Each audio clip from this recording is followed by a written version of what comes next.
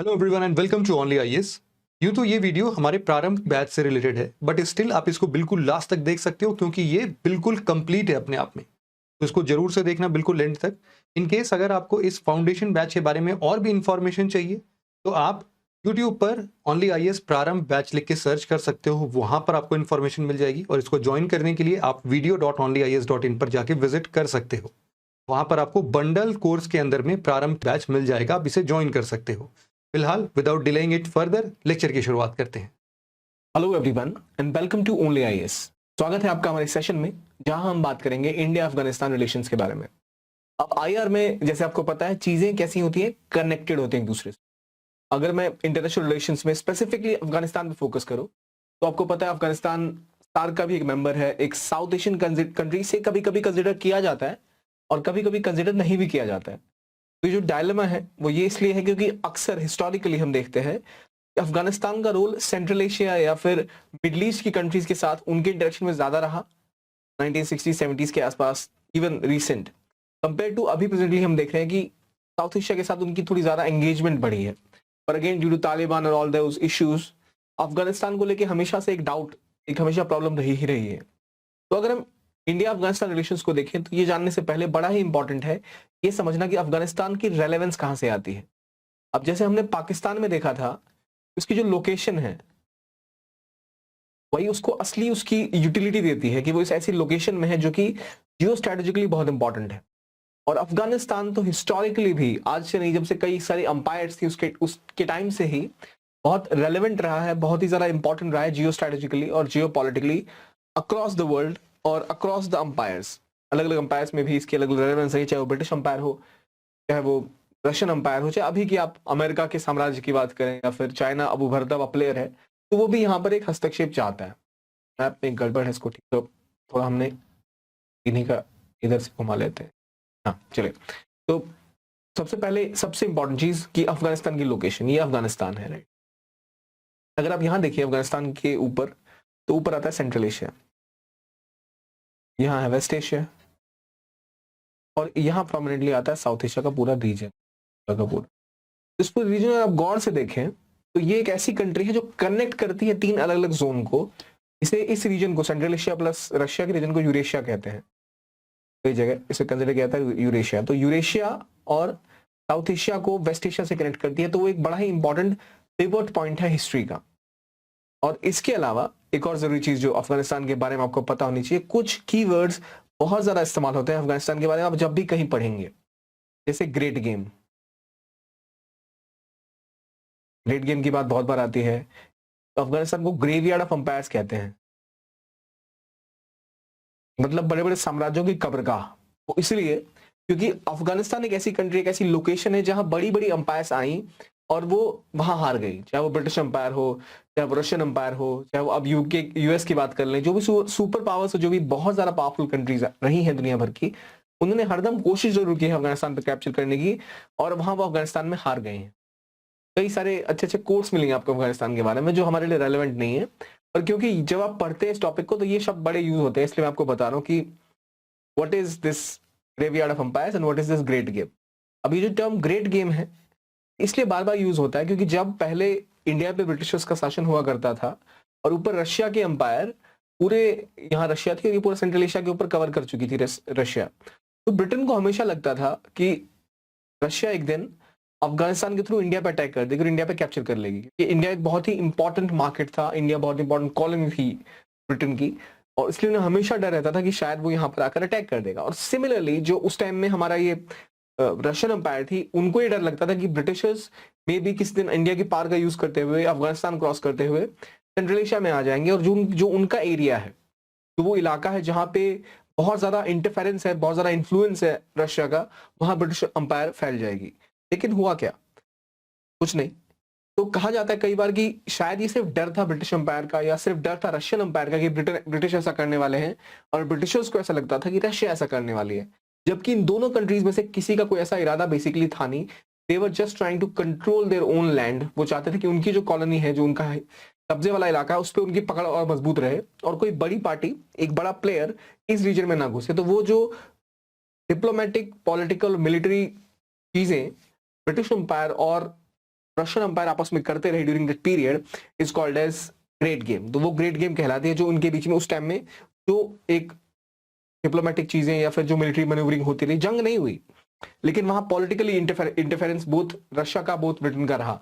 और उसके बाद जब ये 18th 19th 20th सेंचुरी के बाद अब रिसेंट आए, तो जब 1990s में 2001 के बाद स्पेसिफिकली, उससे पहले ही चलते हैं जब कोल्ड वॉर का टाइम चल रहा था, तब यहाँ पर अगेन रशिया का इन्फ्लुएंस बढ़ गया था और रशिया अफगानिस्तान में कम्युनिस्ट शासन वहां पर स्थापित एक तरह से कर चुका था। तब वहां अगेन एक ग्रेट गेम चल रही थी बिटवीन यूएसए एंड यूएसएसआर। दोनों चाहते थे कि वहां प्रभुत्व अपना स्थापित हो। अब याद रखिए उस टाइम में जब कोल्ड वॉर चल रही थी, तब Pakistan was part of US alliance, क्योंकि सेंटो और सियाटो का मेंबर था पाकिस्तान। तो Pakistan was part of US military camp. India was non aligned, लेकिन और इंडिया डेमोक्रेसी थी। तो अमेरिका को इससे दिक्कत ज्यादा थी कि अगर इस रीजन की कंट्रीज कम्युनिस्ट बन जाए rather than उनके ग्रुप में रहे या नहीं। तो डेमोक्रेसी होना ये थोड़ा सा चलता था उनको, पर कम्युनिस्ट कंट्री नहीं होनी चाहिए। तो उस टाइम में इनको डर था कहीं कम्युनिज्म इसके रास्ते इंडिया ना घुस जाए या और फैल ना जाए। इंडिया एक मेजर कंट्री थी इस रीजन में इकलौती जो कि कम्युनिस्ट कंट्री नहीं थी। China was also communist country and India was the only big country which was not communist. बाकी जो थी वो या तो अमेरिका के साथ अलायंस में थी या किन्हीं कारणों से कम्युनिस्ट नहीं बनने वाली थी। सो बची बात यहाँ क्या हुआ, रशिया ने कब्जा किया था अफगानिस्तान के ऊपर, वो भी हार गए। 9/11 के बाद अमेरिका ने कब्जा किया, 15-20 साल वो भी वहां रहे, उन्होंने भी कोशिश करी कि यहाँ पर एक स्टेट स्थापित करो, वो भी हार गए। तो इसलिए इसे कहते हैं ग्रेवयार्ड ऑफ एम्पायर्स, और हर बड़ी शक्ति यहाँ हारती है। थोड़ा सा कॉन्टेक्स्ट हो गया, अब वो ऐसा क्यों होता है ये भी बता देता हूँ। वो इसलिए हो रहा होता है क्योंकि जो ये रीजन है, ये जो अफगानिस्तान का पूरा एरिया है, यहाँ कई सारे वॉरिंग ट्राइबल ग्रुप्स हैं। अलग अलग ट्राइबल ग्रुप्स आपस में हमेशा लड़ते से रहे हैं। किसी एक का पूरा स्थापित्व इस पूरे रीजन पे नहीं हुआ। तो कोई एक स्टेट जब कहीं स्टैब्लिश होता है तो उसके लिए जरूरत होती है एक यूनिफाइंग फैक्टर की, जो पूरी कंट्री को यूनिफाई कर पाए और उस पूरी टेरिटरी पे, उस पूरे जमीनी हिस्से पर किसी एक का शासन हो और किसी एक की कंट्रोल हो, अथॉरिटी हो। अथॉरिटी तभी बनती है जब उसकी लेजिटिमेसी होती है। लेजिटिमेसी मतलब जब लोग मानते हैं कि हाँ चलो ये सरकार हमारी सरकार है या फिर ये राजा हमारा राजा है। अफगानिस्तान में अलग अलग ट्राइब्स हैं, सबका अलग अलग एरिया है, सबकी अलग अलग एक तरह की डिपेंडेंस है एक पर्टिकुलर ग्रुप के ऊपर, और वो कभी एक पर्टिकुलर ट्राइब को या एक पर्टिकुलर ग्रुप को अपनी एलिजेंस नहीं शेयर करते। मतलब वो नहीं मानते चलो ये जो है यही हम पर शासन कर सकते हैं। हमेशा किसी एक को लगता है दूसरा हमारा शासक नहीं हो सकता। इसी कारणवश वहां कभी एक सेंट्रलाइज्ड स्टेट रहा नहीं है हिस्टोरिकली, और चाहे वो रशिया हो, चाहे वो ब्रिटेन हो, चाहे वो अमेरिका हो, सबने कोशिश करी कि वहां पर एक गवर्नमेंट स्थापित की जाए, एक सेंट्रलाइज्ड गवर्नमेंट, जो कि अक्सर from a western perspective they have not looked into Afghanistan कि वहां की जो लोकल कल्चर है वहां पे कैसे एडमिनिस्ट्रेशन रन होता है। उन्होंने कोशिश करी एक यूरोसेंट्रिक, एक वेस्टर्न सेंट्रिक जो स्टेट है, जो स्टेट एपरेटस है, वो अफगानिस्तान के ऊपर थोपने की। इसलिए हम ये चेंजेस अफगानिस्तान में देख रहे हैं। अभी हो गई बात अफगानिस्तान की, थोड़ी सी कहानी क्लियर हो गई कि अलग अलग तालिबानी ग्रुप्स भी होते हैं, अलग अलग ट्राइब्स होते हैं, तो उन ट्राइब्स के अलग अलग ग्रुप्स हैं। अभी हम तालिबान की बात करें तो वहां भी अलग अलग तरह के तालिबान हैं।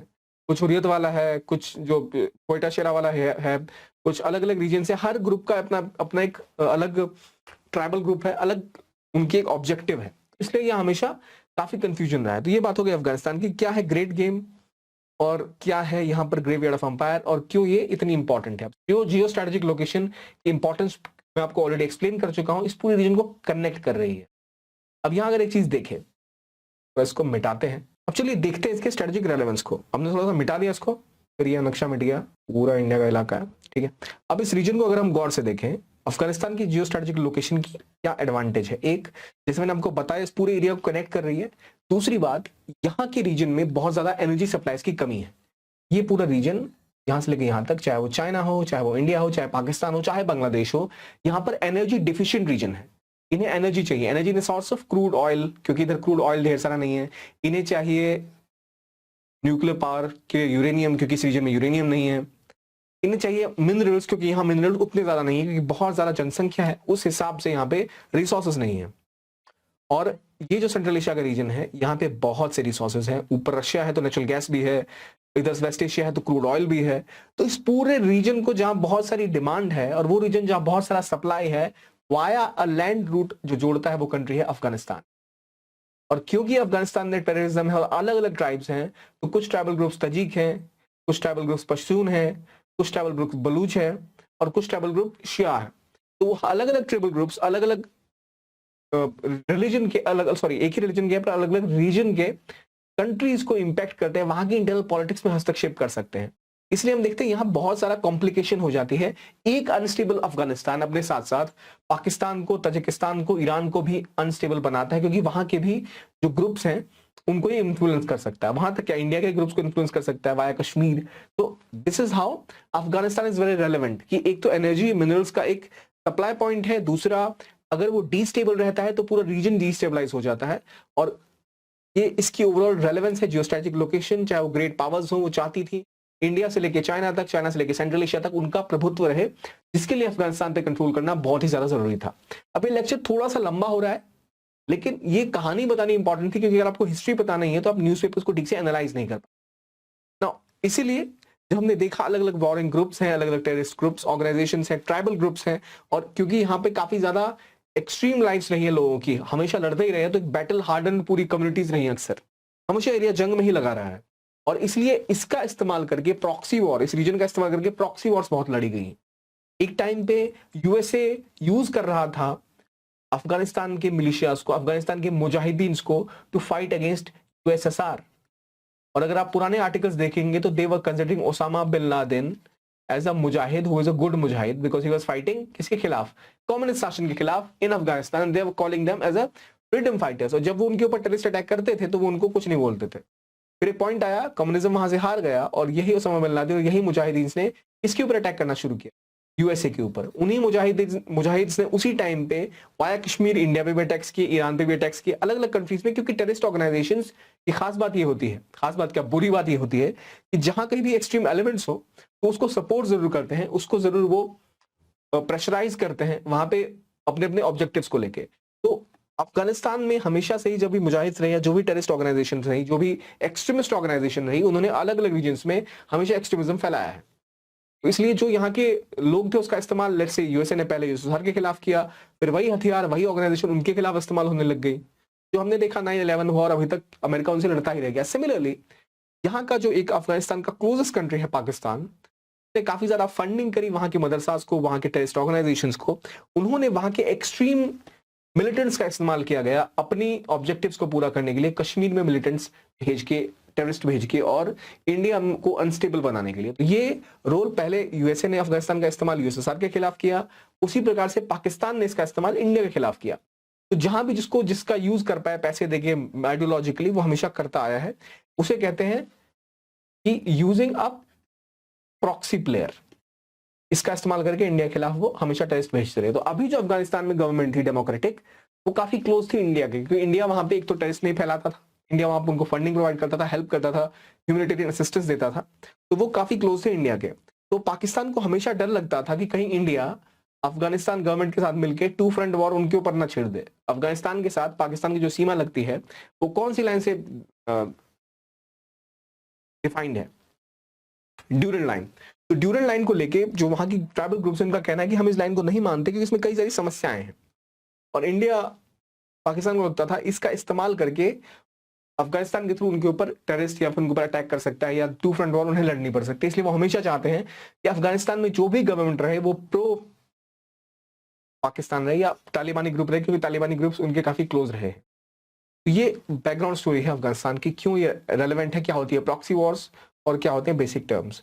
और इसीलिए जो पीस एंड स्टेबिलिटी अफगानिस्तान में हो, इंडिया के लिए भी इंपॉर्टेंट है, क्योंकि वहां इंस्टेबिलिटी होगी तो आईएसआई, जो पाकिस्तान का खुफिया एजेंसी है, वो उसका इस्तेमाल करके कश्मीर में मिलिटेंसी टेररिज्म बढ़ा सकता है, और सिमिलरली बाकी इंडियन पार्ट्स में भी। तो ये बात है अफगानिस्तान की बेसिक कहानी की। अब बढ़ते हैं आगे कि हमने देखा जियो पॉलिटिकल स्ट्रक्चर, जियो स्ट्रेटेजिक कहानी क्यों लोकेशन वाइज इंपॉर्टेंट है। यही देख लीजिए, अगर इंडिया को ईरान से कुछ चाहिए तो वो पोर्ट के थ्रू ला सकते हैं, ना कि लैंड के थ्रू, क्योंकि बीच में पाकिस्तान आ जाता है।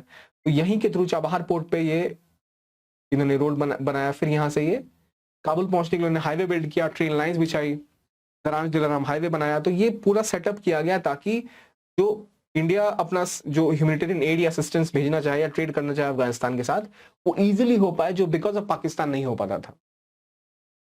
और इसकी फिर और रेलेवेंस है ग्वादर चबहार की, जो हमने पहले पढ़ी है पाकिस्तान के केस में, वहां नहीं जाएंगे।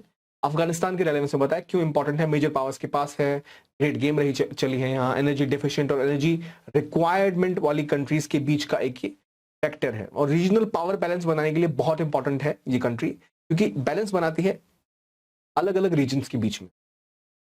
और खास बात, जैसे गोल्डन क्रेसेंट कहते हैं इस रीजन में, यहाँ गोल्डन क्रेसेंट है, यहाँ पे बहुत सारा अफीम का उत्पादन होता है और ड्रग्स का उत्पादन होता है, जिसको फिर इधर गोल्डन ट्रायंगल है रीजन में, यहाँ गोल्डन क्रेसेंट है, यहाँ ड्रग स्मगलिंग बहुत ज्यादा होती है, टेररिस्ट ऑर्गेनाइजेशन बहुत सारी है। तो वो जो प्रॉब्लम है वो एक अलग समस्या है इस रीजन की, जिसको सॉल्व करने की कोशिश बार बार की जा रही है। तो connectivity, smuggling, peace and stability, power balance, mineral wealth, energy and security, ये कोर एरियाज हैं जो अफगानिस्तान को बहुत रेलेवेंट बनाते हैं और वो बताते हैं कि क्यों इतनी सारी कंट्रीज अफगानिस्तान के ऊपर इतना सारा फोकस किए हुए हैं, राइट। अब जैसे फॉर एग्जांपल कहा जाता है कि अफगानिस्तान के पास बहुत सारा हाइड्रोकार्बन है, ऑयल एंड गैसेस है, क्योंकि कभी इनकी खोज ही नहीं की गई, कभी उनको चेक ही नहीं किया गया, इतनी अनस्टेबल सिचुएशन अफगानिस्तान में हमेशा से रही है। मिनरल वेल्थ बहुत सारी है वहां पे, कहा जाता है 1 ट्रिलियन से ज्यादा आयरन कॉपर के डिपॉजिट्स अफगानिस्तान में स्थापित हैं, जिनको अक्सर नजरअंदाज किया गया है, अभी तक टाइम नहीं मिला, उनको एक्सप्लॉइट नहीं किया जा सका। क्योंकि याद रखिए, जब भी मिनरल को एक्सप्लॉइट करना होता है तो पहले एक चाहिए स्टेबल गवर्नमेंट। जब तक एक एडमिनिस्ट्रेटिव सेटअप नहीं होगा, वहां पर कोई एक पावर सेंटर नहीं होगा, तब तक आप चीजों को खोज ही नहीं सकते। तो ये सारी चीजें हैं, और कॉपर, चाहे मिनरल, बहुत सारे $1 ट्रिलियन वेल्थ के वहां पे माने जाने के हैं। सिक्योरिटी के हिसाब से भी इंपॉर्टेंट है। क्यों? एक तो जैसे मैंने आपको बताया इंडिया के लिए क्यों इंपॉर्टेंट है, दुनिया भर के लिए क्यों इंपॉर्टेंट है। टेररिस्ट ऑर्गेनाइजेशन यहाँ बहुत ज्यादा हब बना लेते हैं अपना, रेडिकलाइजेशन यहाँ से बहुत बढ़ती है। और वो रेडिकलाइजेशन, क्योंकि जैसे मैंने बताया अलग अलग ग्रुप्स है जिसकी अलग अलग एलिजेंस है और अलग अलग रीजन्स के ट्राइबल ग्रुप यहाँ पर रहते हैं, तो वो ट्रांसनेशनल फैक्टर्स की तरह ऐड करते हैं, वो कई कई जगहों पर अपने पंख पसार सकते हैं। और स्पिल ओवर इफेक्ट किसके ऊपर होगा? इंडिया के ऊपर, कश्मीर के ऊपर, क्योंकि इसका इस्तेमाल पाकिस्तान करता है, not as a terrorist ground but also as a tactic to send opium and drugs into India. जो ड्रग कार्टेल है, वो जो गोल्डन क्रेसेंट यहाँ बनता है अफगानिस्तान पाकिस्तान का, वहां के थ्रू बहुत सारा ड्रग्स आप इंडिया में एंटर करते दिखेंगे through the border of Punjab. या देखिए यहाँ गोल्डन क्रेसेंट है और यहाँ गोल्डन ट्रायंगल है, तो आप देखेंगे ये जो रीजन है इंडिया का ये वाला, और ये जो रीजन है इंडिया का ये वाला, इधर वाला, यहाँ पे बहुत सारा ओपीएम ड्रग्स की प्रॉब्लम रहती है। क्यों रहती है? क्योंकि यहाँ से रीजन जो ग्रो करने वाला पास है, इसलिए बहुत सारा ड्रग्स और इन सारी चीजों को यहाँ पे बार बार आप देख सकते हैं। कनेक्टिविटी के लिए इंपॉर्टेंट है, क्योंकि बाईपास करके पाकिस्तान को चबार के पोर्ट इंडिया ने कोशिश करी कि अब ईरान में जाया जाए, लेकिन ईरान के साथ अब किसकी टेंशन चल रही? यूएसए की। तो इंडिया को एक्सेस नहीं मिल पा रहा प्रॉपरली इंफ्रास्ट्रक्चर प्रोजेक्ट्स वहां पे फंड करने का, क्योंकि अमेरिका ने लगा रखा है ईरान के ऊपर बैन, और वो नहीं चाहते कोई भी कंट्री के साथ कोलैबोरेट करे। ये सारी चीजें नहीं, और इतनी सारी बातें होने के बावजूद इंडिया के साथ अफगानिस्तान का जो ट्रेड वॉल्यूम है वो बहुत ही कम है। जो ट्रेड वॉल्यूम है वो $1.5 बिलियन पे अटका हुआ है, बढ़ ही नहीं पा रहा है। अब क्यों नहीं बढ़ पा रहा है? इसके पीछे वही वजह है जो हम डिस्कस करते आ रहे हैं। एक तो रूट अवेलेबल नहीं है, वाया एयर जब आप सामान एक दूसरी कंट्री से एक दूसरी कंट्री से भेजते हैं तो वो काफी महंगा पड़ता है। वाया रिवर्स या वाया या सी पोर्ट या फिर वाया रोड काफी इजी होता है और काफी फिजिबल होता है ट्रेड करना, बिना उसके फिजिबिलिटी बहुत घट जाती है। इसलिए इंडिया का अफगानिस्तान का ट्रेड स्टेगनेंट है। सिक्योरिटी का प्रॉब्लम हमें पता है ऑलरेडी, हम सारी चीजें डिस्कस कर चुके, कनेक्टिविटी का इशू, सिक्योरिटी का इशू, और जो भी हमें मिनरल वेल्थ भी है उसको लेके प्रॉब्लम ये है कि अभी वो एक्सप्लोइट या एक्सप्लोर नहीं किया गया है, इसलिए कोई पुख्ता जानकारी उसके बारे में है नहीं। पर ये अनुमान है कि बहुत सारा मिनरल वहां पर है। कंसिडर्ड इस पॉइंट को भी कि पाकिस्तान का जो बलूचिस्तान रीजन है वहां भी बहुत से मिनरल्स है, लेकिन वो भी अभी तक एक्सप्लोर नहीं किए गए, क्योंकि अगेन वहां भी बहुत ज्यादा अनस्टेबिलिटी है। तो जिस भी रीजन में अनस्टेबिलिटी होगी, म्यांमार में अनस्टेबिलिटी थी, वहां अब रिसेंटली नेचुरल गैस और कुछ ऐसे मिनरल्स मिल रहे हैं जो पहले नहीं मिल रहे थे। ये सारी चीजें प्रॉपर्ली डिफाइन करती हैं और बताती हमें कि क्या रेलेवेंस है इन सभी चीजों की। अब सबसे बड़ा चैलेंज जो अफगानिस्तान में इंडिया के लिए वो किस चीज का? वो है पाकिस्तान का। पाकिस्तान इसलिए इंपॉर्टेंट है क्योंकि पाकिस्तान लगातार कोशिश करता है कि वो हस्तक्षेप बढ़ाता रहे। क्यों? मैंने डिस्कस किया आपके साथ, वो तालिबानी फाइटर्स को रिक्रूट करता रहा। जब अमेरिका पाकिस्तान को फंड्स देता था तालिबान से लड़ने के लिए, पाकिस्तान ने उन्हीं फंड्स का इस्तेमाल तालिबान को आर्म करने के लिए किया, और यहां तक कि ओसामा बिन लादेन बाद में पाकिस्तान में पाया गया। तो पाकिस्तान की इतनी टेंशन क्यों है अफगानिस्तान के बारे में? क्यों है इतनी जान जोखिम पे लिया हुआ उसने? वो इसलिए कि उनको डर है कि कहीं पश्तून नेशनलिज्म ना जाग पाए। पश्तून नेशनलिज्म का मतलब है इधर अफगानिस्तान में और इधर पाकिस्तान में कोई रीजन है, बॉर्डरिंग एरियाज, जहां पे पश्तून बहुत मात्रा में रहते हैं, तो वो बॉर्डर के उस साइड भी है, बॉर्डर के इस साइड भी है। तो पाकिस्तान के साथ हमेशा एक सर्वाइवल प्रॉब्लम है कि कहीं इंडिया इसका यूज करके ट्रू फ्रंट वॉर न लड़ ले, या फिर वहां पे पश्तून नेशनलिज्म न जान जाए, क्योंकि वो लोग कभी मानते ही नहीं है ड्यूरिंग लाइन को। उनका कहना है तो बहुत ही आर्टिफिशियल लाइन है, जैसे मान लीजिए इंडिया नेपाल है, वहां लोग आते जाते हैं, लोगों के घर अलग अलग एरियाज में भी हैं, तो क्योंकि ओपन बॉर्डर है तो फर्क नहीं पड़ रहा। लेकिन इन्होंने जब ये डूरल लाइन बनाई वहां भी ऐसी ट्राइबल रिलेशंस हैं, लेकिन अफगानिस्तान पाकिस्तान के संबंध अच्छे नहीं है, वहां बॉर्डर पर अक्सर गोलीबारी होती रहती है। तो इसीलिए पाकिस्तान के लिए बहुत रेलेवेंट है, बहुत इंपॉर्टेंट है कि वो अफगानिस्तान की मिलिट्री को और वहां की पॉलिटिक्स में अपना हस्तक्षेप बढ़ा के रखे। और पाकिस्तान का ऑल वेदर फ्रेंड कौन? चाइना। और चाइना ने BRI कॉरिडोर बनाया है सीपेक के थ्रू, जो हमें पता है, ताकि वो अपना कॉरिडोर बना सके। और वहीं से चाइना इन्वेस्ट कर रहा है अफगानिस्तान के ऊपर भी, और वो चाहता है कि अफगानिस्तान में जो नई ग्रेट गेम होगी, जो मैंने ग्रेट गेम बताई, पहले चली, फिर USSR चली, अभी जो ग्रेट गेम चल रही है आफ्टर डिपार्चर ऑफ USA, जो अभी ग्रेट गेम चल रही है वो है China's increasing influence in the region. China कहाँ इन्फ्लुएंस करेगा इस पूरे रीजन को? यहाँ से ट्रेड रूट बना चुका है वो, इस ट्रेड रूट का इस्तेमाल करते हुए West Asia, Iran, Saudi Arabia, इस पूरे रीजन में वो इजिली ट्रेड कर सकता है बिना सी पे, बिना समुद्र में कदम रखे। सारा का सारा लैंड रूट बना हुआ है। वो सीपेक और BRI belt and road initiative जो चाइना का है, वो ये भी दिखाता है कि China is a rising power. China to Central Asia to your Afghanistan to West Asia, इस पूरे रीजन को कनेक्ट करता है। ये पूरा रीजन ही चाइना खुद से कनेक्ट कर लेगा। तो ये वजह है यहाँ अब जो नई ग्रेट गेम चलेगी वो इस तरह चलेगी। कहा जा रहा है कि जो अगली ग्रेट गेम होगी वो इंडिया, चाइना और USA के बीच में होगी। मतलब मेनली USA और चाइना के बीच में, पर इंडिया इसका एक बड़ा इंपॉर्टेंट फैक्टर होगा। लेकिन अब अमेरिका के जाने के बाद जो स्थिति बन रही है वो काफी ही अजीब है और काफी क्लैरिटी नहीं है, काफी अनस्टेबल सिचुएशन है। आगे हम देखेंगे क्या चेंजेस आ रहे हैं, उस हिसाब से अपनी प्रिपरेशन को भी अपडेट करें। अब चाइना ने, जैसे मैंने बताया, फुटप्रिंट्स बढ़ाए हैं अफगानिस्तान में, और एक China, Pakistan, Iran, Russia nexus हमें बनता दिख रहा है, जो इंडिया के लिए एक सिक्योरिटी थ्रेट हो सकता है। इसके अलावा इंस्टीट्यूशनल वीकनेस की जब हम बात करें, क्यों इंडिया की क्या इंस्टीट्यूशनल वीकनेस रह रही है? हर जगह आप देखेंगे India over promises and under delivers. In case of Afghanistan, India ने जो प्रॉमिस किया अक्सर वो डिलीवर किया, लेकिन इंडिया बहुत डर में था कि क्या उन्हें बूट्स ऑन द ग्राउंड चाहिए, क्या अपने सैनिक वहां भेज सकता है या नहीं। तो कई लोगों का ऐसा मानना है कि वहां पे सैनिक भेजना अपने ही हाथों में कुल्हाड़ी, अपने पैरों पे कुल्हाड़ी चलाने जैसा है, क्योंकि इंडिया उनको आर्म्स सप्लाई करेगा और बाद में वही आर्म्स वाया कश्मीर इंडिया के फौजियों के खिलाफ ही चलाए जाएंगे, क्योंकि एक पॉइंट ऑफ टाइम पे तालिबान का शासन आएगा ही आएगा, जो अंततः आया ही आया। तो कह सकते हैं कि सही स्ट्रेटजी थी वेट एंड वॉच की, पर इसका मतलब यह है कि इंडिया की जो डेप्थ थी अफगानिस्तान में वो पहले के मुकाबले और ज्यादा घट गई है। तो इन चीजों का ध्यान रखना हमें जरूरी है कि वहां जो डेप्थ घटती हुई जा रही है अफगानिस्तान में, वो क्या दिखाता है? वो दिखाता है इंडिया की अप्रोच जो रही वो काफी एडहोक रही। इंडिया की अप्रोच रही रिस्क एवर्जन वाली, रिस्क नहीं लेने से कतराता रहा इंडिया। चाइना ने रिस्क लिया, तालिबानी के साथ बात की, वहां पे उनके ज्यादा एसेट है आज के टाइम में इंडिया के मुकाबले, जबकि इंडिया के लिए अफगानिस्तान ज्यादा रेलेवेंट है, क्योंकि पाकिस्तान पे प्रेशर बनाया जा सकता है वाया अफगानिस्तान। अब इंडिया कभी तालिबान से बात नहीं करता, क्यों? क्योंकि जब 1996, उससे पहले भी 2-4 हाईजैकिंग्स हुई, तालिबान ने ही करी थी, और उसके बाद 1999 में भी शायद एक हाईजैकिंग हुई थी।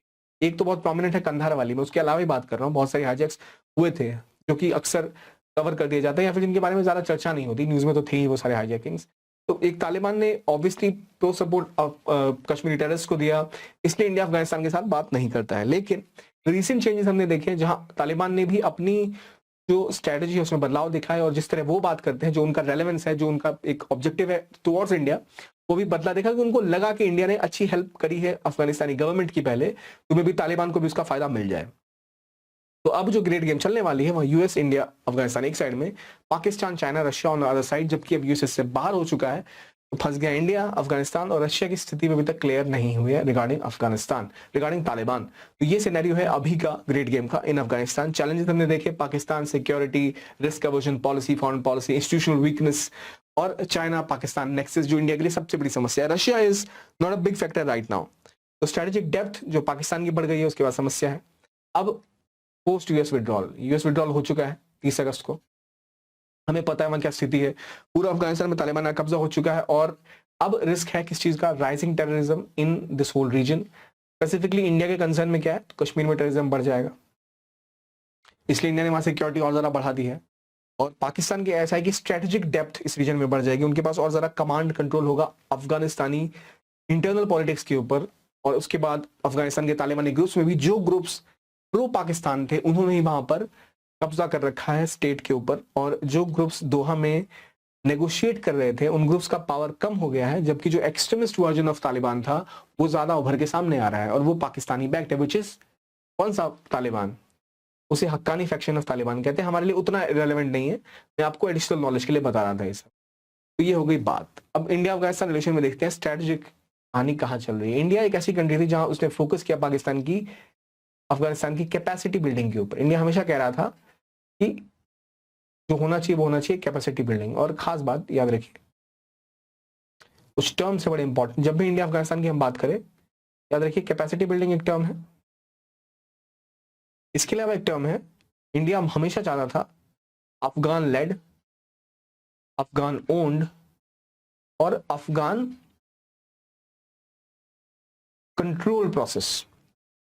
इंडिया चाहता था कि जब भी कोई नेगोशिएशन अफगानिस्तान पे हो तो उसमें अफगानिस्तान के हर सेक्शन के लोग हों, वहां की कॉन्स्टिट्यूशनल लेगेसी को रिस्पेक्ट किया जाए और वहां पे कोई अनगवर्नेबल स्पेस ना हो या अनगवर्न स्पेस ना हो। ऐसा नहीं कि कुछ एरिया तालिबान के लिए छोड़ दिया, कुछ एरिया किसी और ग्रुप के लिए छोड़ दिया। इंडिया हमेशा चाहता था अफगान ओन्ड, अफगान लेड और एन अफगान कंट्रोल प्रोसेस, जो कि कैपेसिटी बिल्डिंग भी करे अफगानिस्तान की, और वहां कोई भी ऐसा इलाका ना हो जो कि अनगवर्नेबल हो या अनगवर्न स्पेस हो, ताकि वहां पे टेररिस्ट ना उठ पाए। लेकिन अमेरिका ने बहुत हेस्टली वहां से विड्रॉ कर लिया। उसके बाद हमने देखा कि जो भी प्रॉब्लम्स रही हैं वो बढ़ती ही चली गई हैं और इंडिया का जो कहा जा रहा है स्ट्रेटेजिक डेप्थ है यहाँ घट गया है, ट्रेड बिल्कुल ठप हो चुका है। और इंडिया ने जो 3 बिलियन से ज्यादा इन्वेस्टमेंट या असिस्टेंस प्रोवाइड करी थी, याद रखिए इन्वेस्टमेंट और असिस्टेंस में फर्क होती है, ग्रांट और लोन्स में फर्क होता है। लोन आपको वापस करना होता है, ग्रांट फ्री होता है। अब इंडिया ने देखिए अफगानिस्तान में जो वहां की पार्लियामेंट बिल्डिंग बनाई है, जो वहां पे डैम पे काम किया है, वो सारी चीजें एट अ रिस्क है। काफी फेमस वीडियो भी था जहां जो पार्लियामेंट इंडिया ने बनाई वहां पे तालिबानी बैठे हुए हैं, तो वो काफी दुखद भी था और एक तरह से दिखाता है कि हमारी स्ट्रेटेजिक फॉरेन पॉलिसी में क्या प्रॉब्लम्स रही हैं, राइट। अभी हम देखें जो अभी मेनली इंडिया का जो फोकस रहा है वो किन एरियाज पे रहा है। इस पे जाने से पहले ये इंपॉर्टेंट है कि जो बातें मैं कर रहा हूँ वो आपको एक बेसिक बैकग्राउंड दे रही है, इसका इस्तेमाल आप बाकी आंसर्स में भी कर सकते हैं। अगर आप चाइना को पढ़ रहे हैं, चाइना के बारे में आंसर लिखें तो एक पॉइंट आप अफगानिस्तान का डाल सकते हैं। आप अगर इंडिया यूएस रिलेशंस की बात कर रहे हैं तो वहां अफगानिस्तान का पॉइंट आएगा कि India is a country which can partner USA in containing radicalization and extremism in the region of South Asia by Afghanistan. India can play a partner to Russia in safeguarding or in securing or in keeping a balance in Afghanistan. India is a stakeholder in the region of Afghanistan. India can play a big role in negotiating with Iran over Afghanistan. तो जो बाकी countries के आसपास हैं उनके भी stakes हैं, वहां भी इंडिया एक रोल प्ले कर सकता है। ये जानना इंपॉर्टेंट है, इसलिए मैंने आपको इतना लेंथी आपको एक्सप्लेन किया, राइट। अब आते हैं इंडिया के असिस्टेंस पे। अफगानिस्तान के 4 ब्रॉड पिलर्स पे इंडिया की असिस्टेंस फैली हुई है। वन इज, एक तो ह्यूमैनिटेरियन असिस्टेंस इंडिया बहुत सारी देता है। किस तरह की?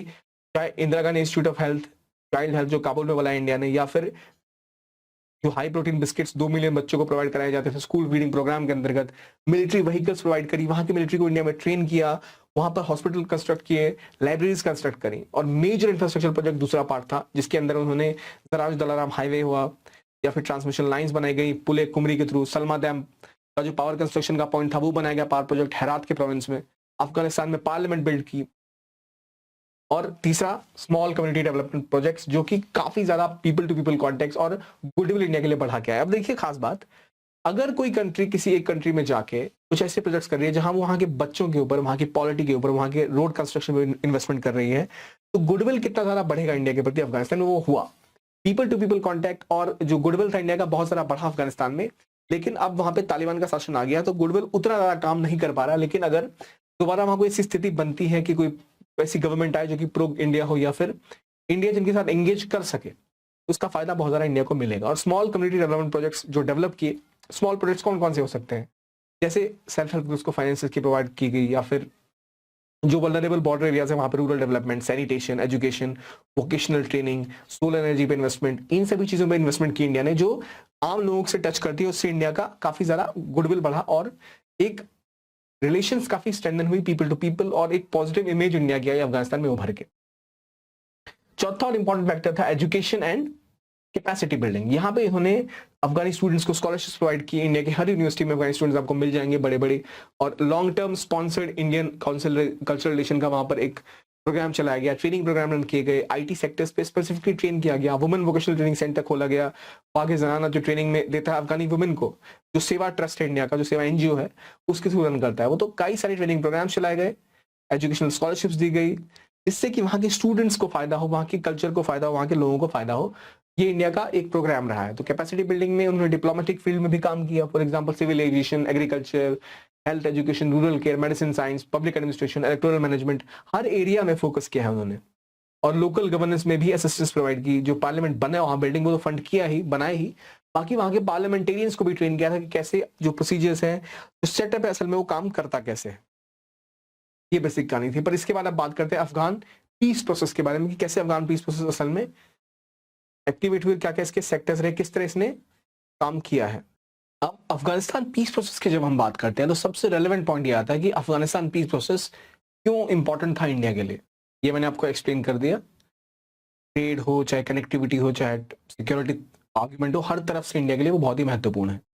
तो अफगानिस्तान पीस प्रोसेस में इंडिया की, क्योंकि फॉरेन पॉलिसी हमने देखी हमेशा कैसी रही, रिस्क अवर्स। इंडिया ने रिस्क नहीं लिया ज्यादा, वो चाहता नहीं था कि ज्यादा एंगेज हो जाए इंडिया, और या तो इंडिया के जो अपने स्ट्रेटेजिक इंटरेस्ट है उनको कोई नुकसान हो, या प्रोएक्टिवली इंडिया सामने नहीं आना चाहता था किसी एक तरह से स्टेप उठा के। तो अफगानिस्तान पीस प्रोसेस की अप्रोच जो यूएस लेड रही, यूरोप लेड रही, उसमें कोशिश प्राइमरली ये थी कि यूनिफाइड अप्रोच रहे, जिसके अंदर उन्होंने जो मेन फॉरेन मिनिस्टर्स हैं, जो बड़े मेजर पावर्स थे, China, Iran, India, Pakistan, Russia और यूनाइटेड स्टेट ने कोशिश करी थी कि यूनिफाइड अप्रोच पीस की बनाई जाए, जहां पे एक स्ट्रेटजी बनाई गई पावर शेयरिंग की। इसके थ्रू अफगानिस्तान की जो इलेक्टेड रिप्रेजेंटेटिव हैं और जो तालिबान है, दोनों पावर शेयर कर पाए, और जो important role regional countries play कर सकती हैं इस रीजन में उनको भी आइडेंटिफाई किया जाए फॉरेन फोर्सेस द्वारा और यूएस द्वारा। ये बातें थी, लेकिन जब यूएस की डील असल में हुई, ये सारी बातें धरी की धरी रह गई। वहां पे वही हुआ जो तालिबान चाहता था, और उन्होंने इवेंचुअली वही किया जो वो चाहते थे। उनके ऑब्जेक्टिव्स की ही पूर्ति हुई, बाकी ऑब्जेक्टिव्स पूरे नहीं हो सके। अब यूएस तालिबान डील की जब हम बात करें तो एक इसमें इंट्रा अफगान टॉक्स था, जहां पे अलकायदा, यूएस ट्रूप, जो इन्होंने बात करी कि पहले आप सीजफायर हटाएंगे, अफगानिस्तान अलकायदा के साथ जो रिश्ते वो खत्म करेगा, यूएस ट्रूप पूरी तरह विड्रॉ हो जाएंगे, और अफगानिस्तान के अंदर जो अलग अलग कम्युनिटीज हैं, अलग अलग ग्रुप्स हैं, उन ग्रुप्स के बीच में बात होगी, और जब उनके बीच में एक कंसेंसस बनेगा, एक उन सबके बीच में जो समन्वय बनेगा, जो वो लोग मिल के जिस पॉइंट पे आएंगे उसके हिसाब से गवर्नमेंट रन करेगी। ये एक कोर पॉइंट था। तो सितंबर 2020 में इंडियन एक्सटर्नल मिनिस्टर जो एस जयशंकर है, उन्होंने भी जो इंटर अफगान टॉक्स हुए था दोहा में, वहां पे हिस्सा लिया और कहा था कि जो भी जो प्रोसेस हो वो लीड किसके द्वारा किया जाए, तो वो should be control by Afghan people, और यही कोशिश उन्होंने करी। और जो इश्यूज थे वो अब उभर के सामने आ रहे हैं कि भाई बातें तो थी कि इंटर अफगान डायलॉग होगा, जो अलग अलग इंपॉर्टेंट शेयर होल्डर्स है, पावर होल्डर्स हैं, उनसे बातें की जाएंगी और एक कंसेंसस बिल्डिंग करने की कोशिश की जाएगी।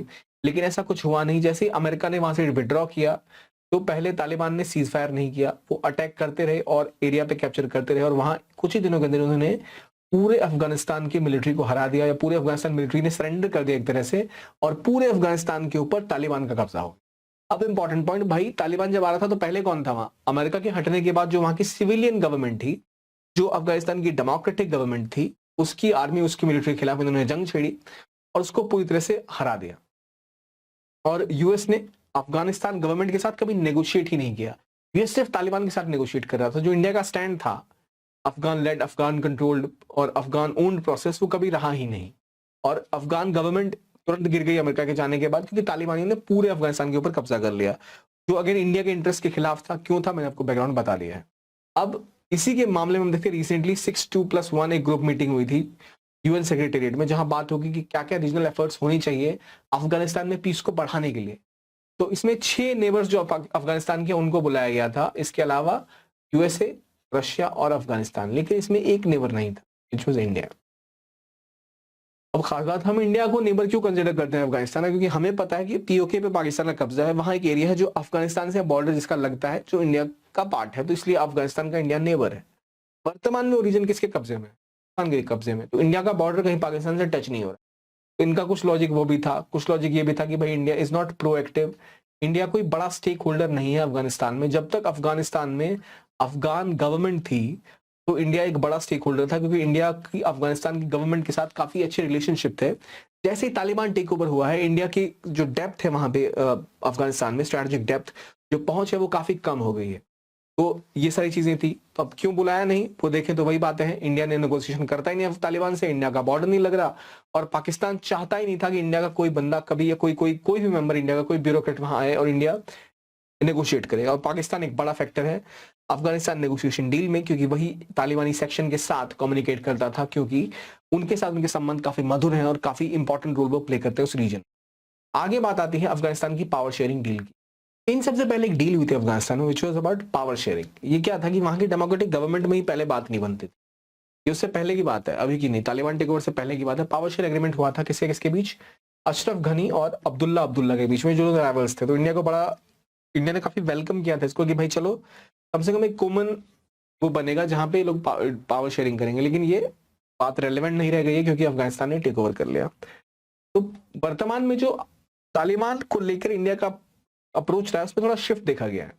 पहले इंडिया की पोजीशन थी कि अफगानिस्तान से इंडिया कभी बात नहीं करेगा तालिबान से, और गुड तालिबान बैड तालिबान की जो पॉलिसी है वो पाकिस्तान की है, इंडिया उसमें बिल्कुल भी सहमत नहीं है। Pakistan good Taliban bad Taliban policy क्या है ये जरा बता दो मैं। पाकिस्तान में देखिए एक तालिबान का फैक्शन है which is pro Pakistan, pro ISI. ये वही करता है जो इनको आईएसआई कहती है, या उस तरह से ही करते हैं। एक फैक्शन है तालिबान का जो कि पाकिस्तान के अंदर भी बैठा हुआ है। इसमें मैंने बताया पश्तून नेशनलिज्म हो या जो एक्सट्रीमिस्ट ग्रुप हो, हर रीजन का एक हस्तक्षेप अफगानिस्तान में है। तो वो पाकिस्तान के अंदर टेररिज्म फैला रहा है।